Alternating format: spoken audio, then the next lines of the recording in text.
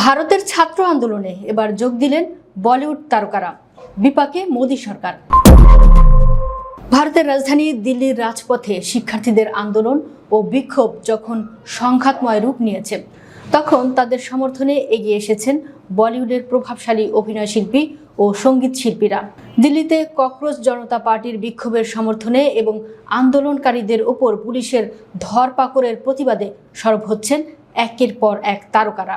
বিনোদন জগতের এই বিশাল সমর্থন শিক্ষার্থীদের আন্দোলনে নতুন মাত্রা যোগ করেছে, যা মোদী সরকারকে অনেকটা চাপে ফেলেছে। পাঞ্জাবি মেগাস্টার ও গায়ক দিলজিৎ দোসাঞ্জ, যিনি সাধারণত রাজনৈতিক বিষয়ে সতর্ক থাকেন, তিনিও এবার শিক্ষার্থীদের পাশে দাঁড়িয়েছেন। মঙ্গলবার সকালে ইনস্টাগ্রামে তিনি লিখেন, যা ঘটেছে তা অত্যন্ত দুঃখজনক। শিক্ষার্থীদের সঙ্গে এমন আচরণ কাম্য নয়।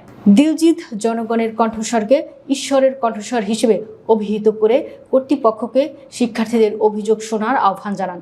কৃষক আন্দোলনের সময় দেশদ্রোহী তকমা পাওয়ায় তিক্ত অভিজ্ঞতা স্মরণ করে তিনি বলেন, সত্য বলার জন্য এবারও হয়তো তাকে একই অপবাদের শিকার হতে হবে। অন্যদিকে জনপ্রিয় তারকা দম্পতি রিতেশ দেশমুখ ও জেনেলিয়া ডিসুজা এক্সে দেওয়া এক পোস্টে শিক্ষার্থীদের পূর্ণ সমর্থন জানিয়েছেন।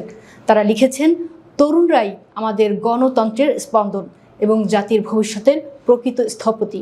তাদের কণ্ঠস্বর স্পষ্টভাবে এবং ভয়হীনভাবে শোনা উচিত। তাদের এই পোস্টটি সামাজিক যোগাযোগ মাধ্যমে ব্যাপক সাড়া ফেলেছে। শুধুমাত্র সামাজিক যোগাযোগ মাধ্যমেই নয়, প্রবীণ অভিনেত্রী শাবানা আজমি এবং বর্ষিয়ান অভিনেতা প্রকাশ রাজ সশরীরে দিল্লির যন্তর মন্তরে হাজির হয়ে বিক্ষোভকারীদের সঙ্গে যোগ দিয়েছে। সেখানে শাবানা আজমি অহিংস আন্দোলনের গুরুত্ব তুলে ধরে বলেন, আমরা এখানে একটি শান্তিপূর্ণ বিক্ষোভের জন্য এসেছি। সংবিধান প্রদত্ত অধিকার চর্চা করা কোনো অপরাধ নয়।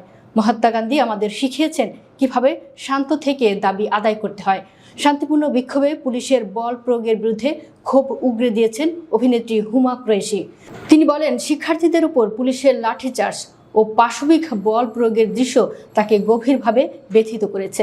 চলচ্চিত্র রচয়িতা সুতপা শিকদার এক আবেগঘন পোস্টে তুলে ধরেন সাধারণ শিক্ষার্থীদের জীবন সংগ্রামের চিত্র। তিনি লিখেছেন, যারা পকেটে মাত্র 20 টাকা আর বুক ভরা আশা নিয়ে রাজপথে নেমেছে, তারা কোনো প্রভাবশালী ঘরের সন্তান নয়। সারা জীবন বাসের টিকিট আর ভর্তি পরীক্ষার প্রশ্ন ফাঁসের বিরুদ্ধে লড়াই করা এই তরুণরা আজ তাদের অধিকার রক্ষায় মাটি কামড়ে পড়ে আছে। এছাড়া অভিনেতা ও নির্মাতা নন্দিতা দাস এবং অভিনেত্রী ভূমি পেটনেকারও এই আন্দোলনের পক্ষে দাঁড়িয়েছেন। নন্দিতা দাস মনে করেন, গঠনমূলক ভিন্ন মতেই গণতন্ত্রকে বাঁচিয়ে রাখে।